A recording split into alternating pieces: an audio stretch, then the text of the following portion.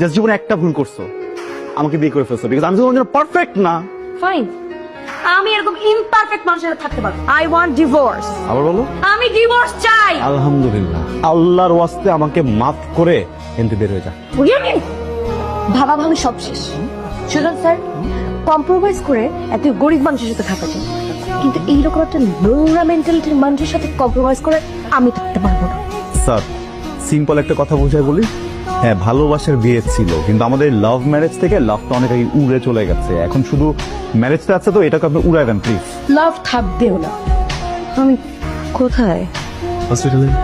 কিচ্ছু হয়নি আপনার, কংগ্রাচুলেশন, আপনি মা হতে চলছে। কার মা? কে মা? আরে কার মাকে এই উল্টা অর্ডার প্রশ্ন করতেছো তুমি বোকা? তুমি মা, তোমার পেটের ভিতরে বাবু ধরাচ্ছে, আমি বাবু হতে চলেছি। একটু আগে ডিভোর্স পেপারে সাইন করে আসছি, আমি মা হতে চলছি মানে? আর আশ্চর্য কথাবার্তা। প্লিজ, এটা একটা হসপিটাল, আপনার একটা সুসংবাদের ব্যাপার। ডিসিশন কি নিবেন না নিবেন এটা বাসায় গিয়ে নিতে পারেন। তুমি আমাকে তোমার এই চেহারাটা আর কোনোদিন দেখাবা না। It's okay, it's okay. এই সেম ভুল ধারণা আমারও ছিল, বুঝছো? আমিও ভাবছিলাম যে গতকালের পর আর কখনো তোমার চেহারা দেখতে হবে না, কিন্তু দেখো এখন বুঝতেছি তোমার চেহারাটা না দেখলে তো আমি তো শান্তি পাবো না, আমার তো রাতে ঘুম হবে না। আমি কার দিকে তাকা থেকে ঘুমাবো একটু বলো? আর তুমি যে বাসা থেকে চলে যাবা, তুমি তো একা একা যাবা না, সাথে করে তো পেটের ভিতরে আমার বাবুটাকে নিয়ে যাবা, এটা তো আমি হতে দিব না, বুঝছো না শোনা? তুমি তোমার এই মুখ দিয়ে বলছিলে না আমাকে ডিভোর্স দিবা, এখন যদি তুমি তোমার মুখ দিয়ে আমাকে বলো যে তুমি একদম বদলায় যাবা, ভালো মানুষ হয়ে যাবা, তুমি তোমার এই জিব্বা দিয়ে পুরো বাসা যেটা ক্লিন করবা, তারপরেও আমি তোমার সাথে সংসার করতেছি না। দেখুন, আপনি তো ম্যারিড, আমরা চাইলেই আপনার অ্যাব্রেশনটা করতেই পারি, কিন্তু এখানে আইনি কিছু জটিলতা আছে।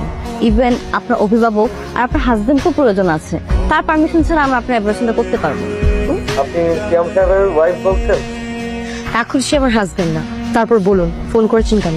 জি, উনি একটা অভিযোগ জানাইছে আপনি নাকি ওনার বাচ্চা অ্যাবর্শন করতে যাচ্ছেন। মানে আপনি বললেই হবে নাকি? দেখুন ম্যাম, এটা আমার কথা না, এটা কোর্টের কথা। উনি কোর্টে অভিযোগ জানাইছে, কোর্ট পরবর্তী সিদ্ধান্ত না জানানো পর্যন্ত আপনি এই বাচ্চা অ্যাবর্শন করতে পারবেন না। আপনার কাছে কি সেই অভিযোগের কোনো কপি আছে? জি আছে, আমি আপনাকে হোয়াটসঅ্যাপ করে দিচ্ছি, আপনি একটু দেখুন। ঠিক আছে, পাঠান। আমি খাবো না। জান, তোমাকে তো একটু খেতেই হবে জান। বলছি না খাবো না। পরে কিন্তু আমাকে দোষ দিতে পারবা না। পুরো খাবারটা খান, আর না হয় আমাদের সাথে থানায় চলুন। আশ্চর্য, আমার খেতে ইচ্ছে করছে না, আমি জোর করে খাবো।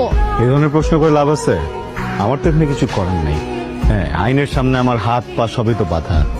দেখো, আমি একটা কথা বলি, দেশের প্রচলিত আইন অনুযায়ী গর্ভাবস্থায় একজন নারী এমন কোনো কাজ করতে পারবে না যেটা পেটের ভিতরে সন্তানের জন্য ক্ষতিকারক।